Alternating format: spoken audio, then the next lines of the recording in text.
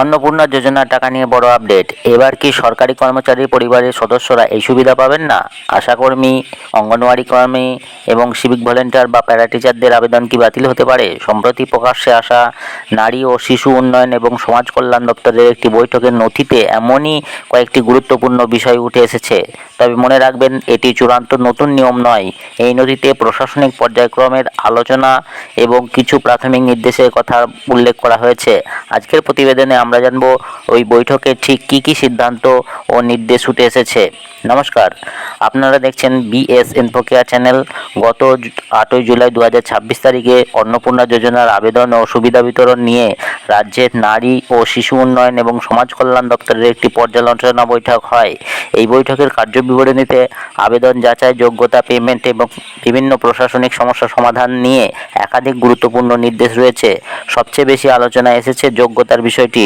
বৈঠকের নথি অনুযায়ী সরকারি খাতে মাসিক সাম্মানী বা পারিশ্রমিক পান এমন কয়েকটি শ্রেণীর আবেদন আপাতত অনুমোদন না দেওয়ার কথা জানানো হয়েছে। এর মধ্যে রয়েছেন অঙ্গনওয়াড়ি কর্মী এবং সহায়িকা, আশাকর্মী, সিভিক ভলেন্টিয়ার, প্যারা টিচার এবং একই ধরনের অন্যান্য সরকারি সম্মানভোগী মানুষদের কথা।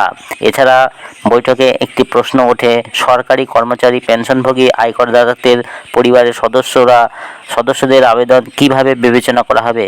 এর উত্তরে জানানো হয়, বর্তমানে এই ধরনের পরিবারের আবেদন অনুমোদিত তালিকায় না রাখার কথা বলা হয়েছে। একই সঙ্গে এটাও স্পষ্ট করে বলা হয়েছে যে এই বিষয়ে আলাদা করে সরকারি স্পষ্টীকরণ বা ক্ল্যারিফিকেশন পরে জারি করা হবে। অর্থাৎ বিষয়টি এখনও চূড়ান্ত নীতিগতভাবে সিদ্ধান্ত হিসাবে ঘোষণা করা হয়নি। এই বৈঠকে আরও কয়েকটি গুরুত্বপূর্ণ নির্দেশ দেওয়া হয়েছে। আবেদনকারীর নাম বা আধারের ছোটোখাটো ভুল সংশোধনের জন্য এডিট অপশন চালু করা হবে। ফিল্ড লেভেল তদন্তে কেউ অযোগ্য প্রমাণিত হলে পরে আবেদন বাতিল করার সুযোগ থাকবে। অফলাইন আবেদনকারীদের জন্য স্ট্যাটাস দেখার ব্যবস্থা চালু করা হবে। ব্যাংক ভ্যালিডেশন বা পেমেন্ট ব্যর্থ হলে তার কারণ পোর্টালে দেখানো হবে।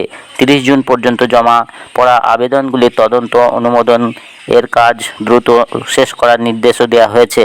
পাশাপাশি সব অফলাইনের আবেদন দ্রুত ডিজিটাইজ করার লক্ষ্য নির্ধারণ করা হয়েছে 10ই জুলাই, যাতে যোগ্য আবেদনকারীরা সময়মতো সুবিধা পান।